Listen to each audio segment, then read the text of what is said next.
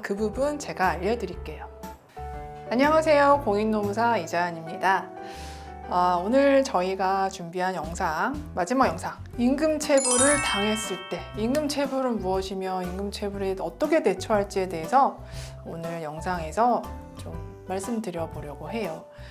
지금 이 2021년 말 지금 코로나가 아직도 심각하고요. 경제도 심각하고 그러다 보니 또 어려운 회사도 많아지고 또 월급을 못 받거나 퇴직금을 못 받는 노동자분들도 참 많이 늘어나고 있는 것 같습니다. 즉 임금체불 사건이 그 어느 때보다 참 많이 발생하고 있는데, 자, 임금체불이라고 했을 때 이 임금이라는 것은 월급, 퇴직금, 상여금 이런 것들을 말해요. 그럼 체불은 무엇이냐? 법이 정한 날짜에 지급하지 않는 것을 체불이라고 합니다.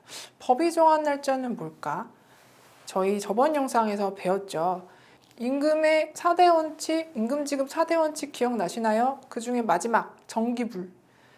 정해진 날짜에 줘야 한다. 이게 바로 정기불이라고 말씀드렸어요. 즉 정해진 월급날에 월급을 주지 않는다. 체불입니다. 두 번째, 퇴직하고 14일 이내에 퇴직금을 지급하지 않는다. 마찬가지로 체불입니다. 자, 이런 경우를 저희는 임금체불이라고 불러요. 그럼 우리 임금체불 당했을 때 어떻게 하는 게 제일 좋을까요? 가장 좋은 방법은 노동청에 가시는 겁니다. 집 가까운 노동청에 가셔서 임금체불에 대한 진정을 접수하시는 게 가장 바람직해요. 이 진정 접수는 직접 노동청에 방문해서도 할 수 있고요. 아니면 간편하게 인터넷으로도 하실 수 있어요. 어쨌든 이렇게 임금체불에 대한 진정을 접수하게 되면 노동청에서는 이런 절차로 처리를 해줍니다. 한번 볼까요? 자, 우선 진정이 접수가 되면 사실관계 조사를 합니다. 사실관계 조사는 정말 이 사람이 월급을 또는 퇴직금을 못 받았나? 사실 확인이 필요하잖아요. 그래서 그 노동자도 불러서 얘기를 들어보고 상대방인 회사도 불러서 얘기를 들어봅니다. 자, 이렇게 사실 조사를 하게 되고요. 그 다음에 양쪽의 사실관계를 들어보고 해서 그러면은 못 받은 월급, 못 받은 퇴직금이 얼마구나 라고 체불 금액을 확정하는 단계에 들어가게 됩니다. 이렇게 체불 금품이 확정이 되면 보통 노동청은 회사한테 체불금이 이렇게 확정됐으니 언제까지 지급하라 라고 지급 명령을 내리게 되고요. 만약에 이런 지급 명령을 이행하지 않으면 이제 형사처벌도 가능한 거죠. 자, 이런 일련의 이런 과정을 진행해 주는 게 바로 노동청에 있는 근로감독관이에요. 근로감독관은 이 노동사건을 조사하기 위해서 임명되는 특별사법경찰관이고요. 또 이 노동법을 지키지 않는 사업주 또는 회사에 대해서 형사처벌도 할 수 있고 과태료도 부과할 수 있는 그런 권한을 갖고 있습니다. 우리가 만약에 임금체불 진정을 접수를 했을 때 그래서 출석 조사를 하라고 연락이 왔어요. 내일이 출석일이야. 자, 나는 뭘 가져가면 좋을까요?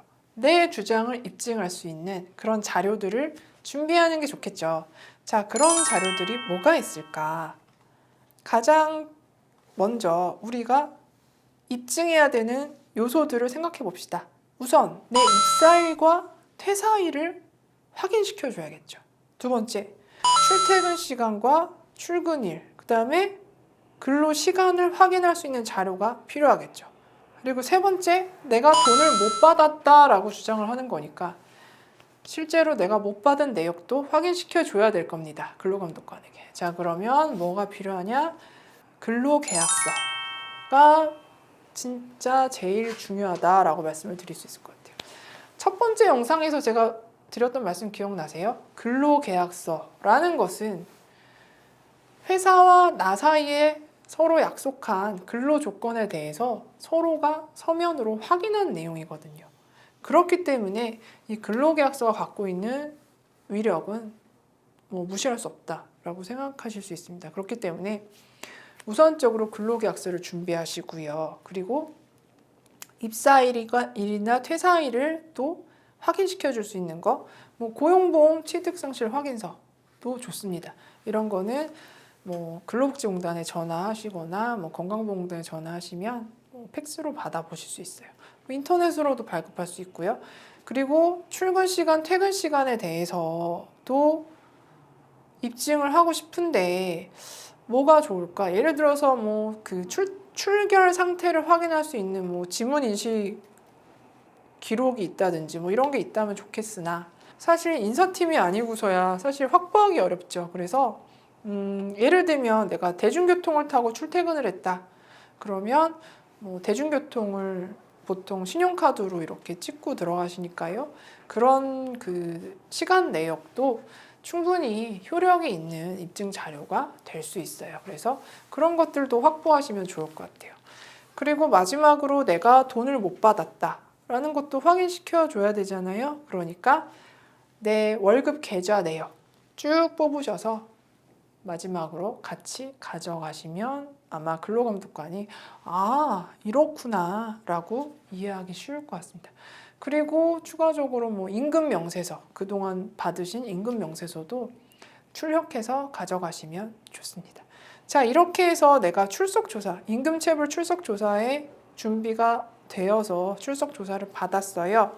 자, 이렇게 해서 체불금품 내역을 확인을 하게 되면 근로감독관이 제가 말씀드렸죠. 아, 이 사람 못 받은 월급과 퇴직금이 얼마구나 라고 땅땅땅 이렇게 확인을 하는 절차가 있거든요. 확인이 끝나면 우리는 우선 이 체불임금품 등 사업주 확인서라는 것을 근로감독관에게 이제 발급해 달라고 요청을 해 두시는 게 좋습니다. 체불임금 등 사업주 확인서라는 게 뭐지? 라는 생각이 드시죠? 너무 낯선 그 서류인데? 라고 하실 수도 있어요. 예전에는 체불금품 확인원이라는 명칭으로 불렸었어요. 그래서 그 체불금품 확인은 사실은 뭐 법정 서식이 아니기도 했고, 그런데 지금 임금채권보장법에 그 법률에 의해서 그 법정 서식화되어 있습니다. 그리고 이름도 조금 바뀌었어요. 체불임금 등 사업주 확인서라고요. 자, 제가 그 서식을 한번 실어서 갖고 왔어요. 한번 볼까요? 체불임금 등 사업주 확인서는 사실은 노동청에서 써주는 거니까 저희가 뭐 쓰는 법을 알 필요는 없어요. 저희는 사실 이 안에 있는 금액이 제대로 산정되어 있는지만 알면 됩니다. 예를 들면 동그라미 4번에 있는 것처럼 3년치 퇴직금, 3개월치 월급이 내가 생각한 금액, 내가 주장하는 금액이 잘 들어가 있는지 요거를 확인하시는 게 중요하죠. 자, 이 체불임금 등 사업주 확인서는 왜 중요하냐면요. 나중에 만약에 민사소송을 하게 된다라고 하면 이 체불임금 등 사업주 확인서는 확정 권한으로 작용할 수가 있어요. 그러니까 확정된 권리를 보여주는 문서예요. 그만큼 힘이 있는 문서이기 때문에 금액이 정확한지 꼭 꼼꼼하게 보시는 게 좋겠습니다.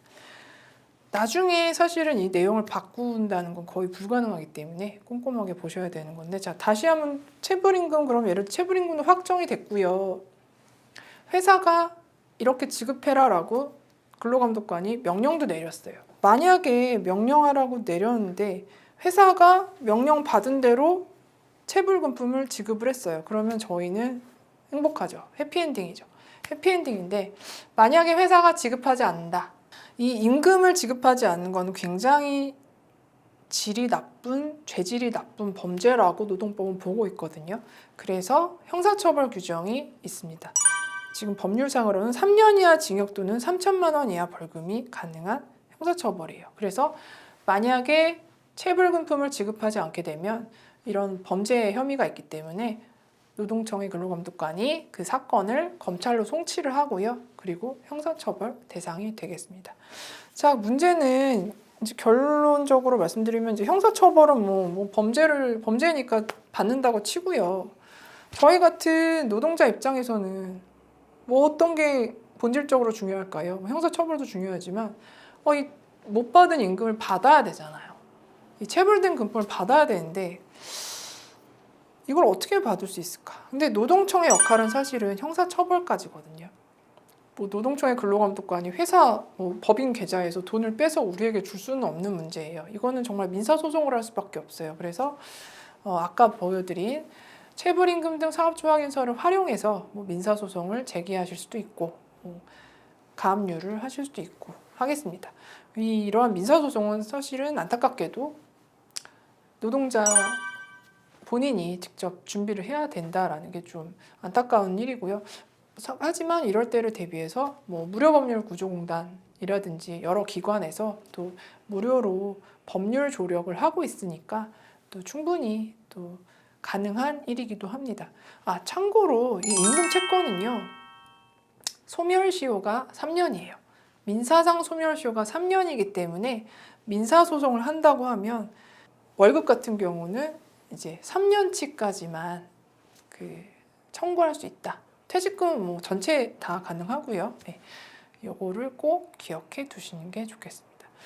자, 이렇게 민사소송을 한다라고 생각했을 때 물론 무료법률구조공단 이런 곳에서 도와주고 하니까 어렵진 않다곤 하겠지만 사실 그냥 평범한 노동자 입장에서는 쉬운 일은 아니에요. 시간을 내서 법률구조공단에 가서 또 접수해야 되고 또 가서 간다고 바로 또 변호사 만날 수 있는 것도 아니고 그래서 쉽지 않은데 만약에 이 임금 지급이 이루어지지 않는 것이 회사가 고의적으로 주지 않는 게 아니라 회사가 너무 어려워서 사실상 도산 상태여서 아니면 정말 도산해서 이런 상태여서 파산해서 주지 못하는 거라면 그러면 이 노동자의 이 체불금품은 누구라도 어쨌든 이제 도와줘야 되는 게 맞지 않을까요? 그래서 이런 경우를 대비해서 법률이 만든 제도가 있어요. 바로 대지급금 제도입니다. 대지급금 제도라는 용어가 낯선 분들이 좀 많으실 거예요. 사실 저도 낯설어요. 왜냐하면 작년까지만 해도 체당금이라고 저희는 불렀어요. 체당금, 또 소액체당금 이렇게 불렀는데 법률이 개정돼서 지금은 대지급금이라고 부르게 되어 있어요. 그래서 대지급금 제도에 대해서 마지막으로 설명을 드리려고 합니다. 대지급금 제도는 아까 말씀드린 대로 회사가 파산했거나 아니면 뭐 워크아웃 명령을 받았거나 또는 거의 그 상태, 사실상 도산이 인정될 수 있는 상태라면 고용노동부가 회사를 대신해서 체불임금을 지급해주는 제도예요. 이거를 대지급금 제도라고 합니다. 이 대지급금 제도는 근데 내가 못 받은 체불금품을 다 대신 지급해주진 않아요. 왜냐하면 제가 아까 뭐라고 말씀드렸어요? 아까 체불임금 등 사업주 확인서 거기서 우리가 꼭 요 금액을 확인해 두셔야 됩니다 라고 말씀드린 금액 기억나시죠? 3년 이하의 퇴직금, 3개월치 임금. 요게 저희가 갖고 있는 그 권리, 임금 채권 중에 최우선 채권입니다. 이 최우선 채권에 대해서는 국가가 주겠다라는 거예요. 회사를 대신해서. 왜? 너무 안타까우니까.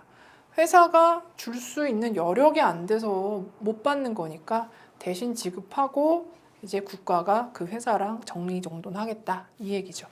그래서 아까 방금 말씀드린 이 최우선 채권에 대해서만큼은 대지급금 제도를 활용해서 우리가 먼저 받을 수가 있습니다.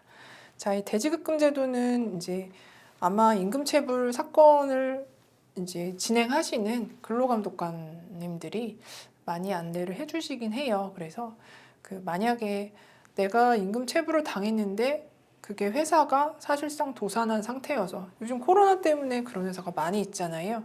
그래서 못 받는 거라면 꼭 대지급금 제도를 활용해서 급한 최우선 채권, 급한 임금체불부터 해결하는 것도 필요하겠다라고 말씀을 드릴 수 있을 것 같습니다. 오늘은 이제 임금체불에 대한 얘기를 해봤습니다. 임금체불을 당했을 때 어떻게 하면 제일 좋을지, 어떤 게 제일 좋다고요? 임금체불을 당했으면 노동청에 갑시다. 노동청에 가서 임금체불 진정을 접수를 하고 또 근로감독관의 조사를 통해서 내가 못 받은 금품을 확정하고 내가 못 받은 돈이 얼마다라고 주장할 때 어떤 서류들을 우리가 준비하면 좋을지, 그리고 마지막으로 대지급금 제도라는 게 있으니 회사가 도산하거나 사실상 도산했을 때, 그리고 뭐 회사로부터 그 돈을 받을 방법이 요원할 때 우리를 도와주는 제도가 있다까지 설명을 드렸어요. 오늘 임금체불을 당했을 때 어떻게 하면 좋을지에 대해서 한번 얘기해 봤습니다. 오늘 영상이 저희 도심권 노동자지원센터가 준비한 마지막 영상이기도 합니다. 노동법에 대한 영상을 준비를 하게 되면서 가장 기본적인 내용만 담으려고 노력을 했고요. 그래서 좀 내용이 부족한 것 같기도 하고 또 재미가 없진 않았나? 라는 걱정도 좀 되긴 합니다. 그리고 아쉬움도 많이 있고요. 하지만 어쨌든 저희가 노동자로서 직장에서 일을 할 때 또는 뭐 어디에서든 내가 노동자로서의 권리를 생각해 봤을 때 이런 거 정도는 알아야 되지 않을까라는 그런 생각에서 준비한 영상들이었어요. 보시면서 좀 아쉬운 점이 있으시더라도 많은 양해 부탁드리고요.